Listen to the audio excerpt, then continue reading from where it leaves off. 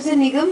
अब मैं CSDS से डॉक्टर हिलाल अहमद को बुलाना चाहती हूँ कि वो यहाँ आए और अपनी बात रखें।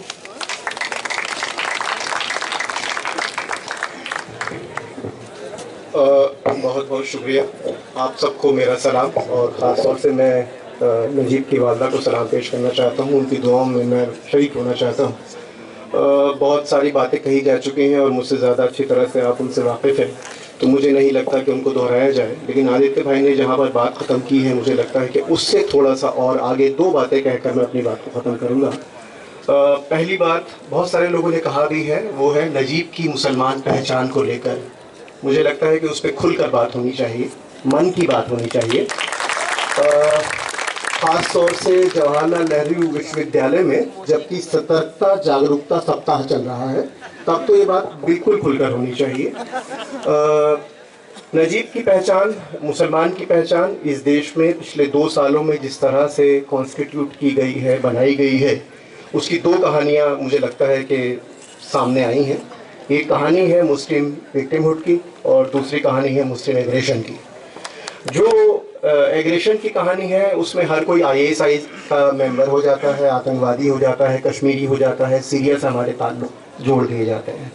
और जो विक्टिमहुड की कहानी है वो हम जानते ही हैं। इसका मतलब ये नहीं कि कोई अत्याचार या कोई इस तरह का अपराध नहीं हो रहा है मुसलमानों के खिलाफ, लेकिन इसका वे आउट क्या है? वे आउट ये लव जिहाद पर एक तरफा रही बात, घर वापसी पर एक तरफा रही बात, लेकिन वो कामयाब हो गए कब? जब 3 तलाकों का मसला आया। तो या तो मुझे हिंदुत्व का UCC मान लेना चाहिए या फिर मैं all India Muslim personal law board की गोद में जाकर बैठ जाऊं।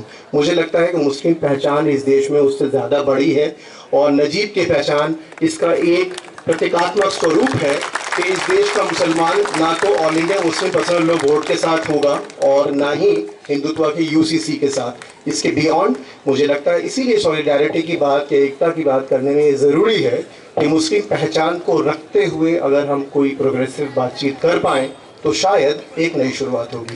पहली बात तो मैं यही कहना चाहता हूँ। दूसरी बात ये कि पिछले 2 सालों में, पिछले 2, 2.5, 3 साल में, बल्कि उससे पहले भी, एक आदमी जिसका नाम है नरेंद्र मोदी, और बदकिस्मती से वो हमारा प्रधानमंत्री है, उसको मन की बातें करने का बहुत शौक़ है, और आज अगर उसकी मुखालिफत कर दी जाए तो आप देशद्रोही हो जाते हैं।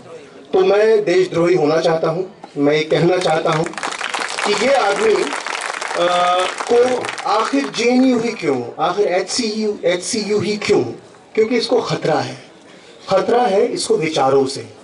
और ये अगर आप, इसीलिए दूसरी बात यहाँ पर विचारों की बात है, क्योंकि मैं पढ़ने लिखने का काम करता हूँ, कि अगर आप, ये सवाल हमसे पूछे जाते हैं कि हम राष्ट्रद्रोही हैं, राष्ट्रवादी हैं, लेकिन यही सवाल पलटकर पूछे जाने चाहिए कि आप जिसको हिंदू कह रहे हैं, आपका हिंदुत्व क्या है?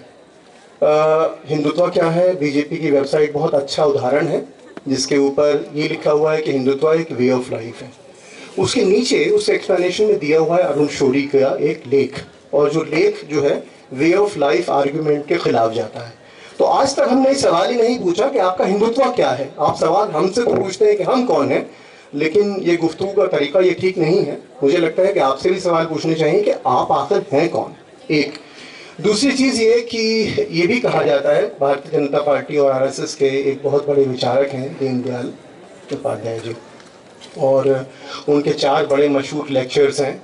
उन लेक्चर में बीच में एक बहुत इंटरेस्टिंग सी बात आती है, दिलचस्प बात आती है, और उसमें वो ये कहते हैं कि समुदायों के अपने अपने सोचने के तरीके होते हैं। अगर 2 हिंदू जो कि ख़राब हों, बदमाश हों, गुंडे हों, अगर एक साथ मिल जाएं तो अच्छी बात सोचते हैं, लेकिन 2 मुसलमान चाहे कितने ही अच्छे हों, जब भी मिलते हैं तो देशद्रोह की बात करते हैं।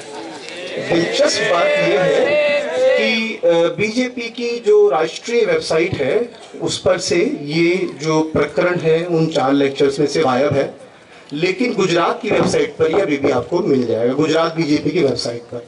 तो ये जो चोरी की मानसिकता है, दरअसल विचार की शक्ति की बात है। ये लोग विचार में हमसे पीछे हैं, ये लोग वैचारिक तौर पर बातचीत करना नहीं चाहते। इसलिए बहुत ज़्यादा ज़रूरी है कि JNU अगर एक सिंबल बनता है, और इसलिए बनता है क्योंकि यहाँ से खतरा सबसे ज़्यादा है, यहाँ विचार निकलता है, यहाँ विचार पर बात होती है। बहुत मोटे तौर पर लेफ्ट लिबरल कह के ये लोग जो है, क्योंकि स्टूपिड है बुनियादी तौर पे, लेफ्ट लिबरल कह के ये अलग कर देते हैं, या तो आप हिंदुत्व वाले हैं या लेफ्ट लिबरल हैं। इनको ये नहीं मालूम कि लेफ्ट लिबरल के बीच में कितनी बहसें हैं, जो आदित्य भाई जिस तरफ इशारा कर रहे थे, वो बहसें हमारी ताकत है। और मुझे लगता है कि वो ताकत विचार की ताकत है जो नए विचारों को जन्म देगी। तो ये बात यहाँ पर ख़त्म करने से पहले जो हमारे सेल्फी प्राइम मिनिस्टर हैं, उनका एक फोटोग्राफ मुझे बहुत ही दिलचस्प लगता है, जिसमें कि वो ऐसे देख रहे हैं। वो 2014 के इलेक्शन में वो शुरू किया गया था, जिसमें वो ऐसे देख रहे हैं। इम्प्रेशन वो देने हैं जो कि, क्योंकि उनकी उम्मीद ये थी कि वो सरदार पटेल नंबर 3 बनेंगे। 2 तो अपना आडवाणी जी थे, पहले तो थे ही, ये तीसरे बने थे, लेकिन देन उन्होंने शायद उनको ऐसा लगा कि वो संभव नहीं है, और अब वो नरेंद्र मोदी नंबर 1 बनना चाहते हैं। और इस नरेंद्र मोदी नंबर 1 को, हालांकि मैं आपको बता दूं, उनकी कुछ किताबें भी ऐसा कहा जाता है लिखी हुई हैं, कविता भी लिखते हैं और शायद पेंटिंग भी करते हैं। ये उनकी वेबसाइट पर मिल जाएंगी। उनकी किताब है जो कि वाकई में किताब है, ऐसा मैं मानता हूँ, मैंने पढ़ी है। उसका नाम है सामाजिक समरसता। आपको अगर इस व्यक्ति जिसका नाम नरेंद्र मोदी है कुछ और जानना है तो किताब पढ़िए। बहुत बहुत शुक्रिया।